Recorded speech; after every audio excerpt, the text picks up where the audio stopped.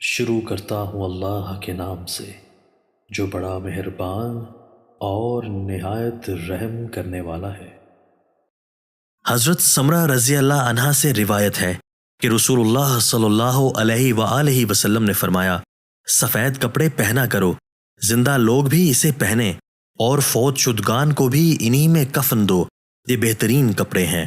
حضرت ابو ذر رضی اللہ عنہ سے روایت ہے کہ رسول اللہ صلی اللہ علیہ وآلہ وسلم نے فرمایا، 3 شخص ایسے ہیں کہ اللہ تعالیٰ قیامت کے دن ان سے کلام نہیں فرمائے گا، نہ ان کو گناہوں سے پاک کرے گا اور ان کے لیے دردناک عذاب ہوگا۔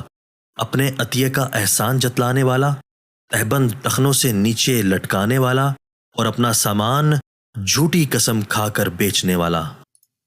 دوستو، اللہ تعالی ہمیں ان احادیث مبارکہ پر عمل کرنے اور اپنی زندگیوں کو سنوارنے کی توفیق عطا فرمائے۔